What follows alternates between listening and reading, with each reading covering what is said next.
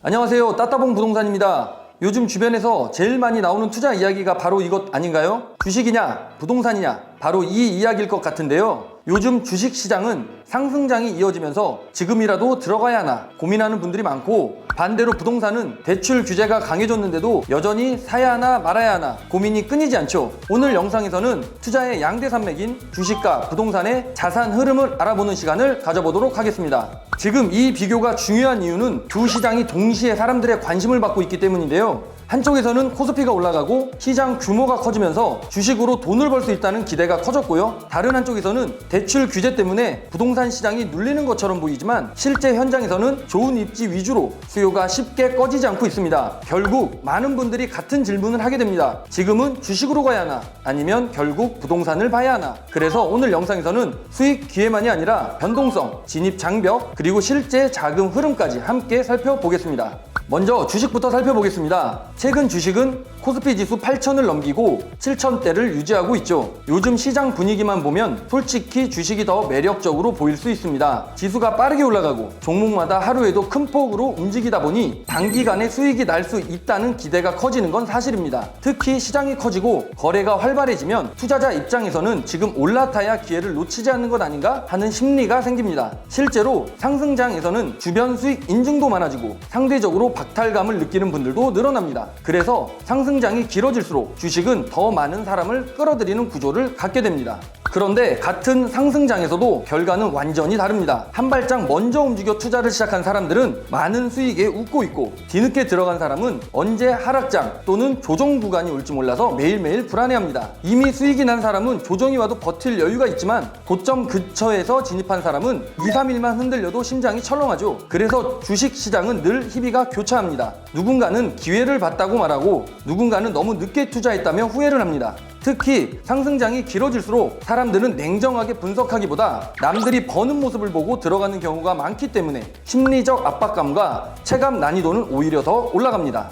주식의 가장 큰 단점은 역시 변동성입니다. 특히 우리나라 주식시장은 미국 금리, 달러 흐름, 지정학 이슈, 외국인 수급 같은 외부 변수에 민감하게 흔들리는 경우가 많습니다. 그래서 며칠 전까지만 해도 분위기가 좋았는데 갑자기 2, 3일 연속 크게 지수가 떨어지는 상황이 나올 수 있습니다. 한국은행에 인용된 기사 내용을 보면 2011년부터 24년까지 코스피의 월 평균 기대 수익률은 0.09%로 미국 0.53%보다 낮았고 변동성은 더 높았다고 설명합니다. 이 말은 결국 많은 투자자들이 주식 시장을 영구적인 자산 증가라기보다 언제든 되돌려질 수 있는 돈으로 느낀다는 뜻입니다. 그래서 주식은 기회가 큰 대신 정말 한치 앞을 모르는 시장이라고 표현이 잘 어울리는 것 같습니다. 그렇다면 부동산은 어떨까요? 부동산은 규제로 계속 눌림목이 있는 것처럼 보입니다. 다 주택자들은 규제뿐 아니라 대출도 쉽지 않고 세금, 정책, 심리 모두 영향을 받죠. 그런데 대한민국에서는 이걸로 수요를 완전히 막기가 어렵습니다. 이유는 간단합니다. 좋은 일자리는 계속 수도권과 핵심 지역에 몰리고 사람들은 출퇴근이 편한 곳, 생활 인프라가 좋은 곳, 교육 여건이 좋은 곳으로 계속 수요가 움직이기 때문입니다. 즉, 부동산은 단순 투자 상품이 아니라 실제 삶에 기반하고 연결되어 있습니다. 그래서 규제가 강해질수록 오히려 아무 곳이나 오르는 것이 아니라 더 좋은 입지로 수요가 압축되는 현상이 나타나는 겁니다.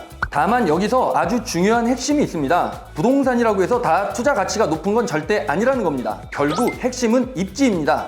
입지, 저는 이것을 세 가지로 정리할 수 있다고 생각합니다. 첫 번째, 역입니다. 지하철이나 철도 접근성은 실거주와 투자 모두에게 가장 기본이 되는 조건입니다. 두 번째는 도로입니다. 차량 이동이 편하고 광역, 즉 인프라 접근성이 좋아야 생활권이 넓어집니다. 셋째, 일자리입니다. 사실 이 부분이 가장 중요합니다. 사람들이 계속 유입되어야 수요가 유지되기 때문이죠. 그래서 부동산은 그냥 규제 완화 기대감만 보고 접근하면 안 되고 역과 도로, 일자리와 관련이 있는지부터 먼저 확인해야 합니다. 주식과 부동산, 이 두 가지의 투자 수단을 놓고 선택에 있어 정답을 하나로 말씀드리긴 어렵습니다. 주식은 소액으로도 시작할 수 있고 매수 매도가 쉽고 빠르게 수익 기회를 잡을 수 있다는 장점이 있습니다. 반면 변동성이 크고 심리적 압박감이 상당히 큰 부분이 있습니다. 부동산은 진입 장벽이 높고 유동성이 낮지만 잘 고른 입지는 시간이 지날수록 상대적으로 안정감을 주는 경우가 많습니다. 결국 주식은 기회를 빠르게 잡는 자산이고 부동산은 선택을 잘했을 때 오래 버티는 자산에 가깝습니다. 그래서 무엇이 무조건 더 좋다기보다는 내 자금 규모와 성향 그리고 투자 목적에 맞춰 판단해야 합니다. 그런데 우리나라 현실을 보여주는 가장 중요한 포인트는 바로 자산의 최종 종착지입니다. 한국은행 보고서를 인용한 기사에 따르면 주가가 1만 원 올라도 실제로 소비로 이어지는 돈은 약 130원, 그러니까 1.3% 수준이라고 합니다. 미국, 유럽 등 선진국 대비 상당히 낮은 수준이죠. 그리고 더 중요한 건 무주택 가계의 경우 주식 자본 이득의 70%가 부동산 자산으로 이동하는 것으로 나타났다는 점입니다. 이 말은 우리나라의 투자자들이 주식에서 수익이 나면 그 돈을 계속 주식에만 묶어두는 것이 아니라 결국 더 안정적이라고 느끼는 부동산 쪽으로 옮기려는 경향이 강하다는 뜻입니다. 그래서 우리나라에서는 주식시장 호황조차도 장기적으로는 부동산 수요를 자극하는 연결고리가 되곤 합니다.